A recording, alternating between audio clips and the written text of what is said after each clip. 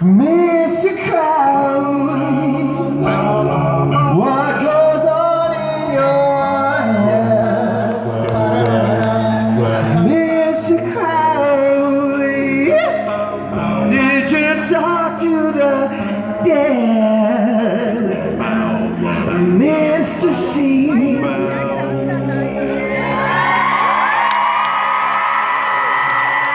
That is actually the sound that does go on in my head most of the time. Sounds exactly like that. It really is. How you doing, Rob? Good? How you doing, guys? Great. Very good, very good. We doing something tonight? We got something going on tonight? How many of you guys are new here? New? Okay. We have a little thing that happens on Saturdays. Tell them, Rich. It's the thing, it's the reason to be here and the thing not to miss. It is called Saturday Night Special, and it's when this band moves from this part of the stage to center stage and becomes not an elderly act for other actors, but actually a rock and roll band and plays a rock and roll show that will blow the top. How many of you have seen it before? Put your hands up. Give us a scream if it's an amazing thing. Right?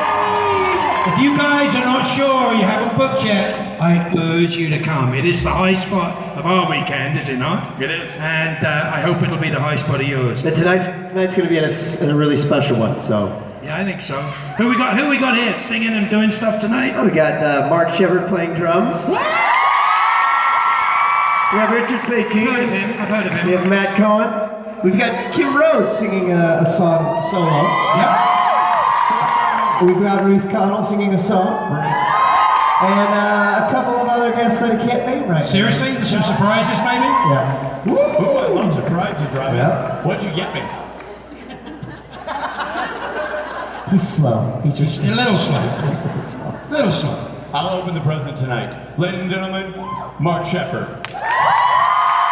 Richard Spain and Loud and Sway. Actually, right now, my favorite band. When they let me in the same room. Bye. It's all gone very quiet, isn't it? God, this is a wide stage. I like a wide stage. Hey, you. How you doing? You can't hide from me, you know that.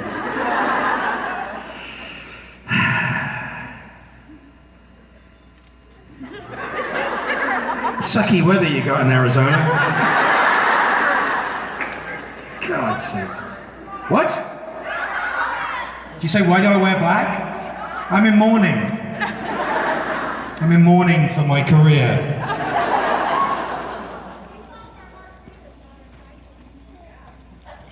Really?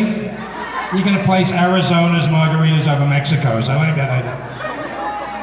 Good luck with that. All right, well. I would normally say at this point that I'm sort of bored with the sound of my voice. It's actually quite nice in here. Hey! Ooh, that's going to be loud when I'm playing drums. Ooh. We've got people on both sides, 4.5 miles away from each other. When you're a jet, you're a jet. Oh, no, don't matter. What do you want?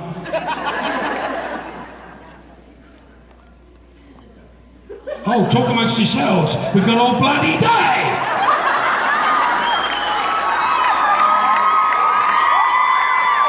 Oh, what's the question? What is your favorite hobby outside of the show? What's my favorite what? Hobby. Hobby? Hobby? What am I, 6? Hobby? Hobby? I've got 3 kids. Hobby. God, my favorite hobby. Morris dancing. Next question. Better be better than the last question. Otherwise I'm going home. It's about a 10-hour drive if I left now. Hey, you look nervous. You lying. Go on, question. Hi. So, what's the weirdest thing that has happened to you at a convention? That question would come a close second. The worst thing. Nothing bad happens at conventions. But something like crazy. Well, that's not something that happened. That is a terrible topic of conversation to have. Really? You want to have that topic of conversation? Do you want to bring it to that? Let me tell you something. All right, we're going to get all serious at this time of day. All right. I've been on shows, many shows for many years. Battlestar, Firefly, X-Files, Doctor Who.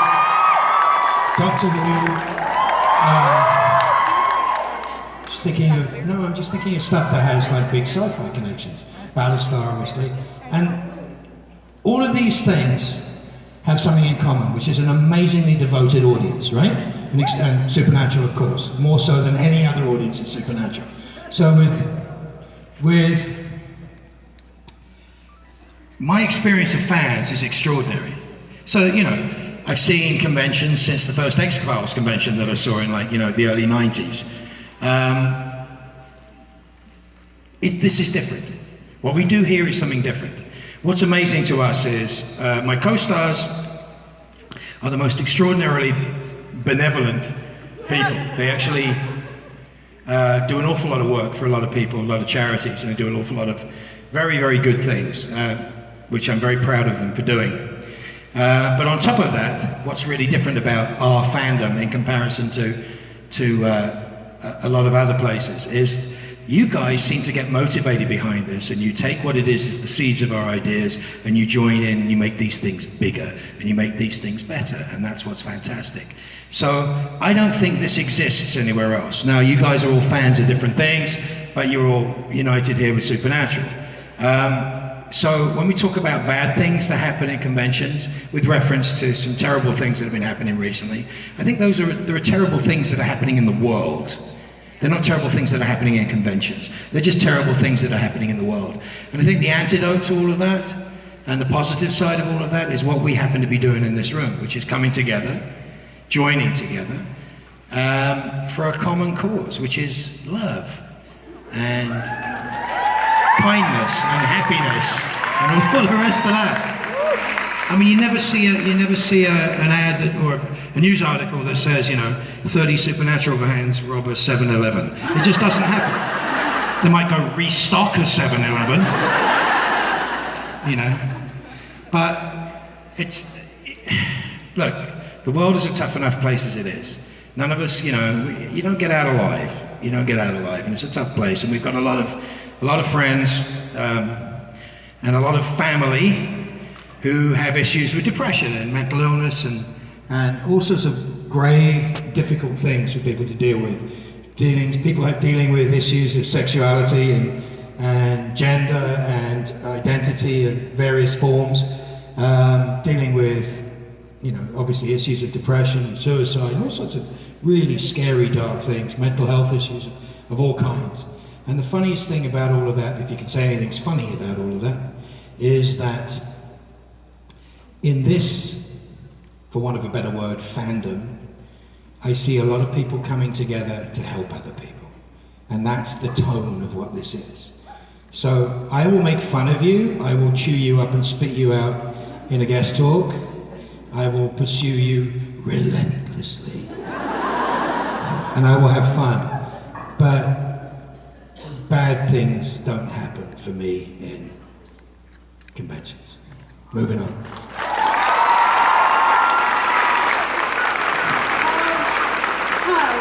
Have you pulled another prank on another actor of Supernatural? Never. I don't play pranks.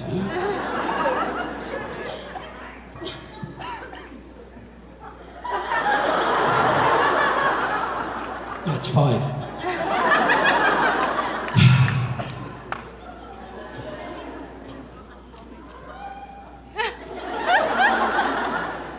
You're drinking beer, aren't you?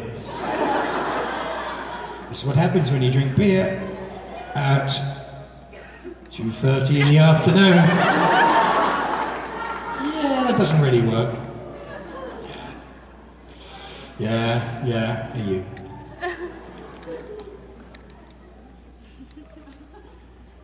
So quiet.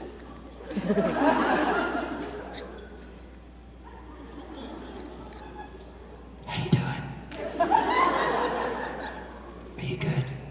Good. I'll be back in a minute. Next question. Hi.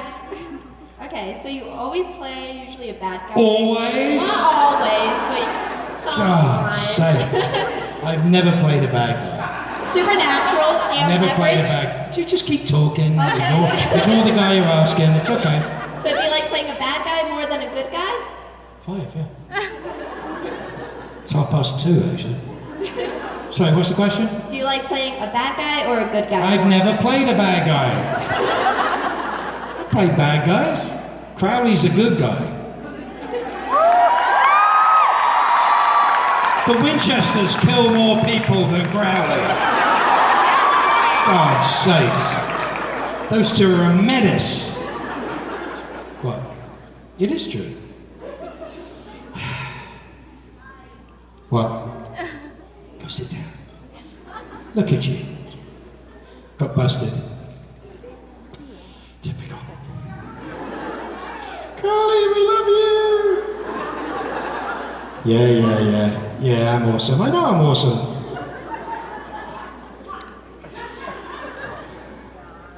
I have that soul already. Are you lost? You just hanging out? Next question. Manservant Neville. If you're gonna say the name of a character I played, at least pronounce it properly. You like playing a man of power, don't you? You're gonna pronounce the name of the character correctly? Manservant Neville. It's not manservant Neville, it's manservant Neville. There's an echo. Javier Grisha-Marxuach, who created the middleman, who put me in the original comic book and then put me in the TV show, said, I want to create this character. And he gave me the name. And they said, well, it's kind of like St. John, which is spelled St. John. If your name was spelt manservant, you would pronounce it manservant. So there you go. Fascinating, huh? What are you doing? Oh yeah, how you doing? Yeah, is it? What day is it today? Oh. Cool. Next question. I was wondering, do you think that Fergus would ever be able to forgive Rowena? I won't know anything about Fergus because I'm Crowley.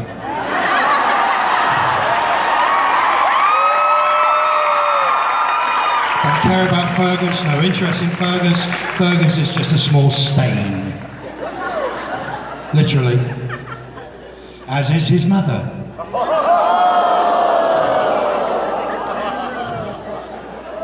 You're taller than Ruth. Fergus, go clean your room now. What? Who'd you come as?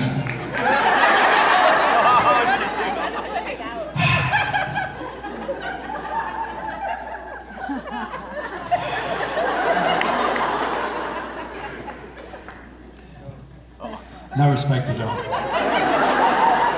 You're not coming back, are you? We're good. Go on. What kind of ritual do you go through? Can't hear you unless you're talking to the microphone. Okay.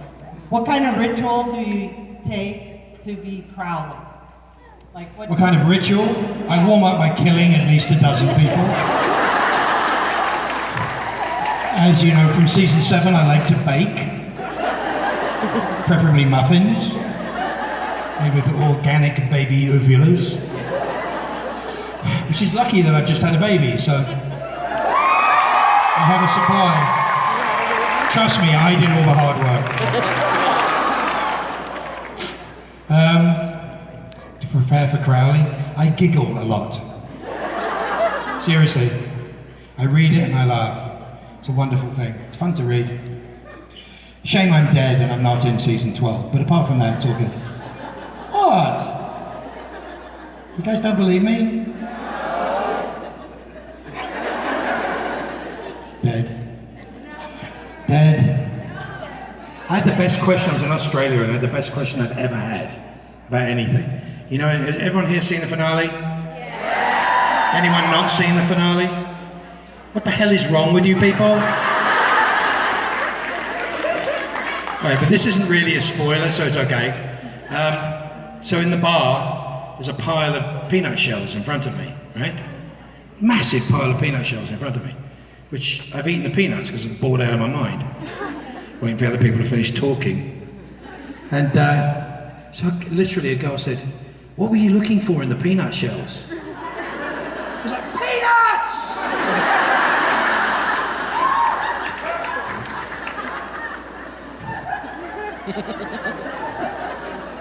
What other answer could it have been? I mean, it's kind of scary.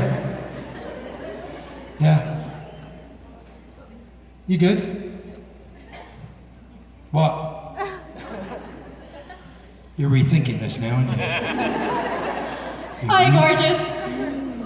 It's not a bad start to a question. Yes, I am, and thank you. So my question is, do you think Meg was killed so quickly because she was getting too close to Castiel? Do you think Meg was what? Getting too close to Castiel. Yes, I think so. The way she was killed. Yes, she had no business with the Steve character. I like Meg. I miss her. She was fun to push around. I liked her a lot. Yeah, she was fun to push about. Shame, really. I used to love her, but I had to kill her.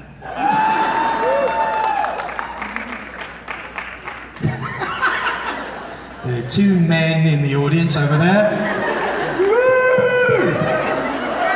You guys are sleeping alone tonight. It's your ex-husband?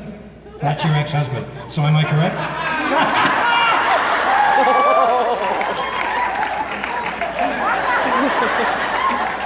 That one deserves a 5. God, this is a bad audience. There'll be a test later. You gonna attack me? What? My question is, given the circumstances, do you think Crowley can build up hell again and like, will it again?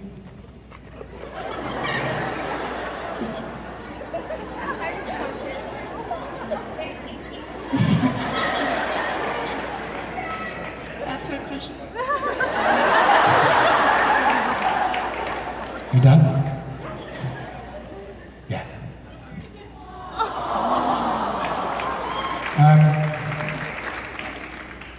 What do you think? Do you think he will? I think he was kind of bored with hell for a while. And then it all went a bit sort of pear-shaped and it was sort of a bit late to go back and get what he wanted. And so, did anybody notice anything interesting between Crowley and Billy?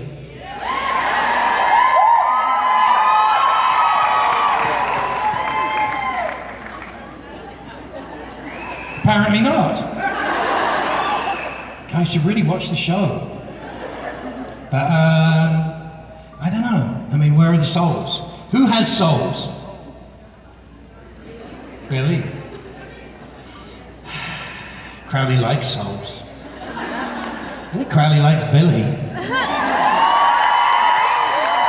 She is rather gorgeous. And she wants to reap the Winchesters.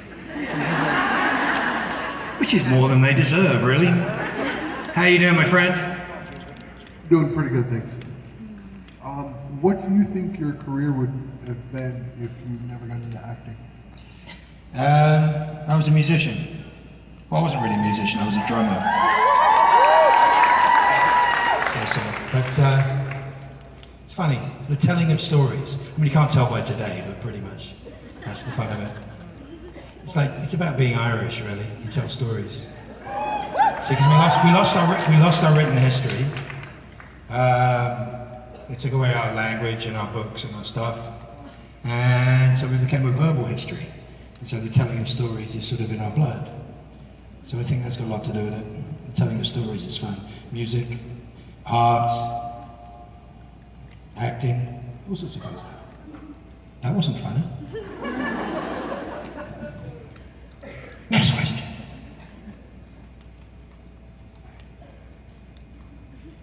So, you've had roles on Doctor Who in Supernatural. Do you think you'd ever take a role on Sherlock to tie together the theory of Supernatural?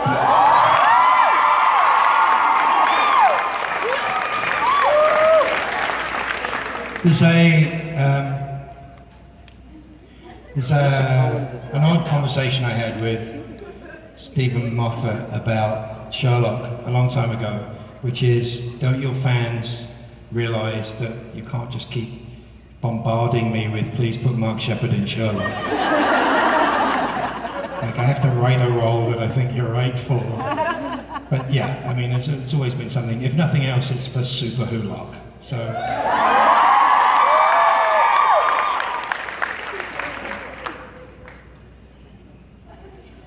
Super cute. You like those green ones?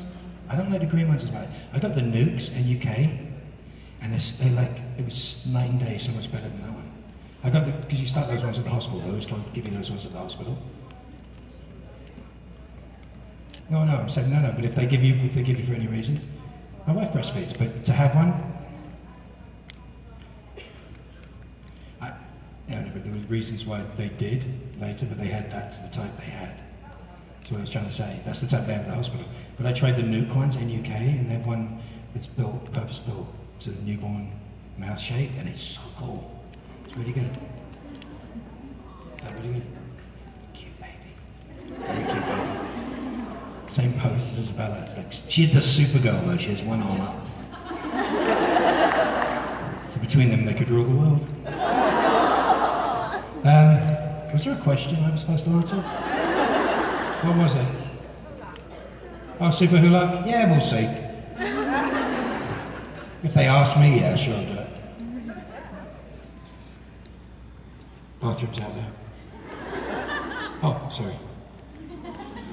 Next question. Okay, so I'm basically just here solely for you and Misha. I am Hold a on. fan of yours. Why would you spoil such a good sentence? Okay.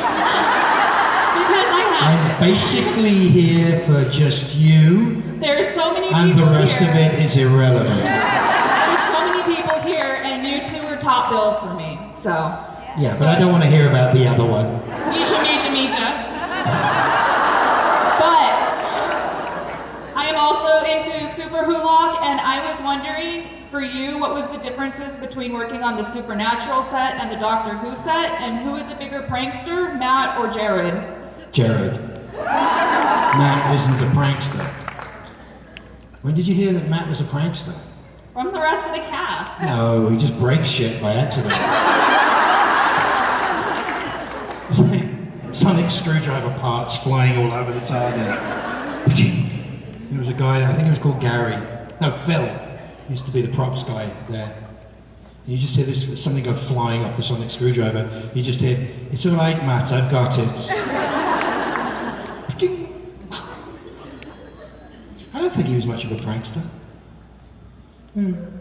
Thank you. Yeah, barely answer your question, but it's good. Who's got creepy eyes? Oh, I thought you were talking to me. What? I was wondering what's your favorite line that your character ever said. What's your favourite line that my character ever said? All of them? Yeah. My favourite line ever, Crowley line, was two, I think, that come to mind.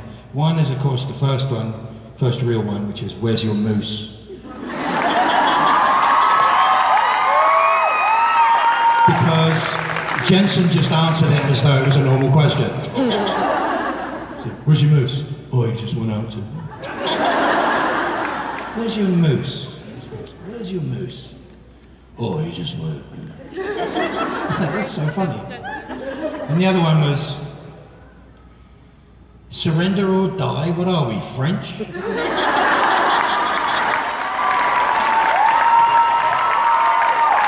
I think is very funny. I always laughed at that line. But what's your favourite line? You gotta have one. Hello, boys. Hello, boys. My favorite. I like it. It's always fun. Yeah. Hello, boys. Yeah. I just loved it when we were trying to find insults for them for years. I mean, it was like 2 or 3 seasons of going, lop-headed lumberjacks, mop-headed lumberjack, gigantor. Oh no, they weren't for them. It was just for the tall one. Samantha. I like that. It's just really cool. What? No, squirrel. No, he's not squirrel. Squirrel's Dean. But no, see, that's just the logic of it. We couldn't find something that stuck. Gigantor and whatever, and then Moose just became perfect. She's got skinny legs. It's like a moose. He's incredibly strong. Did you know that Jared is incredibly strong, right? His upper body strength is absolutely ridiculous. He like flips 400-pound tractor tires around everywhere. Picks me up and shakes me at will. Yeah, but he's got spindly legs. Like a moose. So it's perfect, moose. And then of course if you have moose, you have to have squirrel. Because Moose and Squirrel and Boris and Natasha. And my favourite, of course, was not Moose. Which was a post-production joke they put in, which I never saw until the episode aired. I just laughed my arse off. I'm trying to remember when that was. Wasn't that in The Date with Kim? Was that in The Date with Kim? Was that on the phone? No, that was I Like Big Butts. That was the best ringtone that Crowley ever had. I like big butts. I cracked up. I literally snot flew out of my nose. It didn't happen on the set, but in post-production, I'm like, excuse me. It's just like, oh, okay, that's brilliant. They always do that to me. But whatever, not Moose was really good. Hey, you can stand up if you want.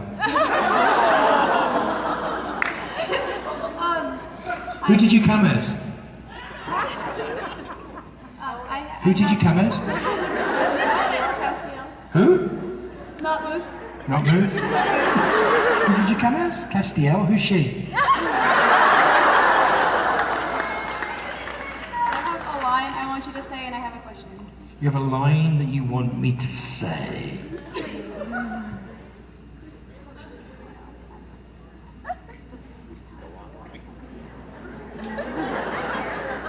Can't do it. Can't. No. I actually wrote that. I rewrote that line, but I can't do it. Because, A, I can't remember it. It's been so long since the last time I heard it. No. And what was the other question? How did you start your acting career? By accident. I started my acting career by accident. They needed somebody to do a play, and I was the last person they thought of. And I won a bunch of awards for doing it, and it turned into something. They turned into something else. They turned into something else. The people went, well, yeah, about bloody time. They wanted me to do a film when I was 17, and I really wanted to do it, and it didn't work out. And that's quite a common thing. How old are you? 13, right? So if you figure when you're 17 years old, and you start to get the idea of the possibility of a dream happening, right? And you put all your energy and your love into it, and you think it's going to happen, and they don't give it to you. And I was devastated by it, so I decided I was never going to do it again. And I got offered another film as a consolation, a very good film, and I turned it down. Instead, went and made an album with a different band that I was in at the time. It was really weird. And so that was like 17, 18, and then at 27 I started acting by accident. And I went back to the same people that had tried to put me in the film, and they were like, yeah, about bloody time. In 10 years, you've been avoiding it.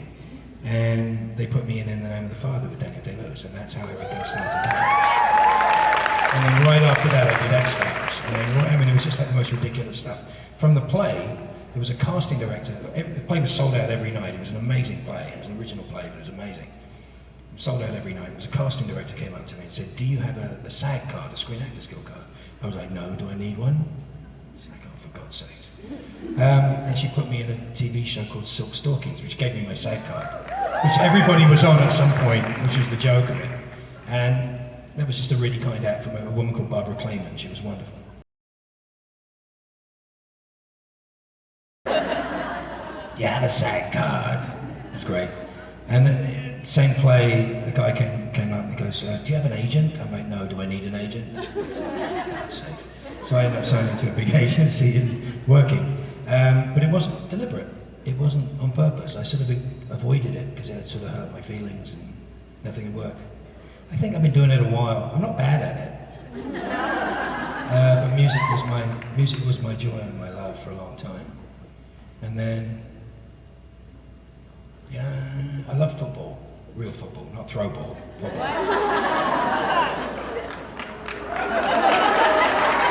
Wait 10 more years, you'll have caught up with the rest of the world, trust me. What? Yeah, you never heard, don't worry. Even if you are dressed like an idiot.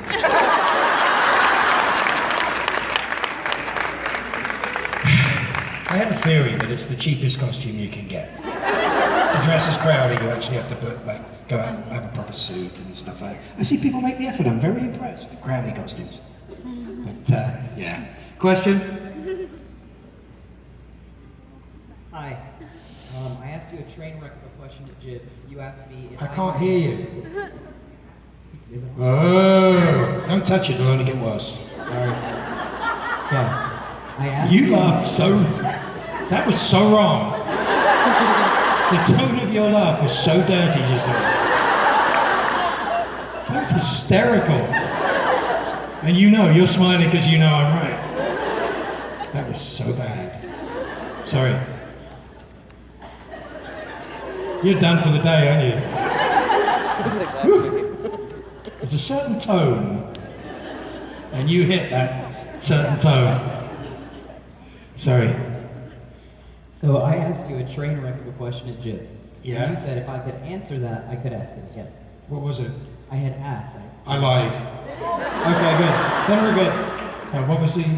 Alright, so do I have to ask the bad question? I don't know. What the hell was it? It was what your favorite bad guy is. Favorite bad guy? Yeah, but we said bad guy was not a good word. So I don't think anybody that we watch on TV or films that's ever any good is not actually playing a bad guy. That's what you made me think. It's not really a bad guy. Like Crowley's not a bad guy. Right, you asked me what was my favorite bad guy, and I realized I actually did put some thought into it. What was it? Well, I realized none of the characters I liked I would call bad guys. Who? My favorite antagonist would be Crowley. Crowley? There you go. See? Not a bad guy. Who else? You come back to another convention and answer that one? Yeah. So, I wanted to know if Crowley had a favorite antagonist, shall we say. Yes, Crowley. Crowley's favourite in every situation is probably Crowley, I would guess. Hey. All good? Okay. Bending down a little. Okay. They can move the microphone, you know. Knowledge is amazing. We could just slip the heels off. I'm like looking over. So basically, this season. Basically? Okay. You and Rowena had a little heart-to-heart before the whole neck snap thing. How do you think that will change your relationship coming into it? Well, her having a broken neck? That means that she could probably do a 360 now, like an owl. You know, competition, the demon thing. But how will the talk have changed your relationship? I don't know. No idea. Seriously, it's the best answer I can give you. Cool. Go on. My question is, if you could live anywhere in the world, where would you live and why? If I could be what? If I could live anywhere in the world. Not freaking Arizona, I tell you. Not in summer. Next Saturday, I hear it's going to be 120.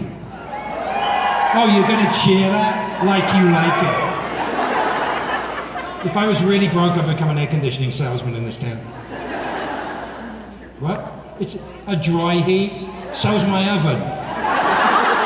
Tell that to my turkey. Christmas. It's a dry heat. Gobble gobble. What? Did you have a question? What was the question about? Something. Where would I live? I live all over the world. My wife's from Australia. She's from Sydney, so we just got back from Sydney. Her family has a place in outside London, a beautiful part of the world called the Cotswolds, which is absolutely gorgeous. In a 16th, 17th century house that's older than America. That's where history comes from. Europe. Over there. Ireland is the prettiest place in the world. Let me see. My brother lives in Hawaii. It's kind of cool. I like visiting there. That's a wet heat, in case you wanted to know. It's a drippy, saturated, soggy, wet heat. That's what she said. Like a steam bath. It's horrendous. But yeah, well, I love LA. I like LA a lot. I got 3 kids. They're all born in LA. It's pretty good. So I think LA. I love LA. I love LA. No. What about you? Where would you live? Scotland? Have you not seen the crap that comes out of Scotland? I think you're too tall. Ooh. Yeah, that got it. What? Hi, I just wanted to know what your favorite scene to shoot with Rowena/Ruth was. What? You guys seem to have... Stop mumbling. Okay, what was your favorite scene to shoot with Ruth/Rowena? I've never had a favorite scene with Ruth. Slash Rowena. I love Ruth, I hate Rowena. Ruth's very nice, she's petite, she's useful. She's good for getting under things that you can't get over. You know, retrieving things in corners. But, listening about you, you're a lot taller than she is. You're still a lot taller than she is. She's tiny. She's a miniature person. Yeah. Favorite scene to shoot with her? I don't know. What's your favorite scene? Sheen to suit. It'll be a while. We've got all day. I think it should be a Crowley dress. Yeah. I just like the strap. But there should be a Crowley dress, I think. Should be. Somebody has to come up with that. I'd probably say no, I can't say the next snap scene because I love her too much. Why would you love her? She's dreadful. Awful witch. She gives out toiletries. She gives out toiletries. Is that what she did in her guest talk? She gave out toiletries. God, she's desperate for friends. Do you smell bad? Why did she give you toiletries? Was your hair dirty when you went into the guest talk? What was it? When she did her question and answer thing, she'd give us toiletries. But she yeah. Hotel toiletries? God, you can take the girl out of Scotland.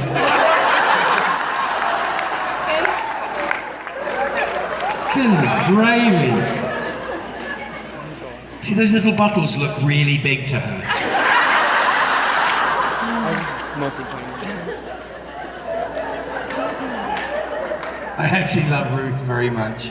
Just so you know. Don't take it seriously. I hate Rowena, that's the only problem. What? Hello, I was wondering if you could share how your audition went when you auditioned for Supernatural. I did actually audition for Crowley, which is, I don't always have to, but in this occasion, it was just one of those things. But what had happened, if any of you know the show for a long time, there was a guy called Kim Manners, who was very, very important to not only Supernatural, but X-Files and a lot of other things. He was a child actor, and he ended up being a really, really good director, and he did everything from 21 Jump Street to X-Files and Supernatural. And an amazing guy, and he was really gruff and a total bastard to work with. And I loved him dearly, and I knew him for years and years and years and years. I did an episode of Mantis with him, I did an episode of something else with him years ago, and we always used to hang out, and he always used to tell me how much he loved the boys, and how much, you gotta come do the show, you gotta come do Supernatural.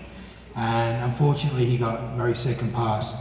I was working with his brother at the time of all the strangest things, and it just sort of became very apparent that I needed, you know, it never came up. There was never an audition for Supernatural, no word of it. And then he passed, and then suddenly there was, do you want to go in for Supernatural? And I just got the giggles and was like, I have to do this. And then, of course, I pick up the script, and Ben Edlund wrote it, and Ben worked on Firefly and Buffy and Angel and all sorts of other fun stuff. A wonderful writer, created The Tick, wrote French Mistake, that's why you love him. Amongst other things, including creating Crowley. And of course, in my first scene, I'm kissing a man under a crossroads. I'm like, okay, this could be interesting. So I decided to go do it. So it was so much fun. And it was just a lovely experience. It was a good thing to do. What are you doing? Can I help you? Hey!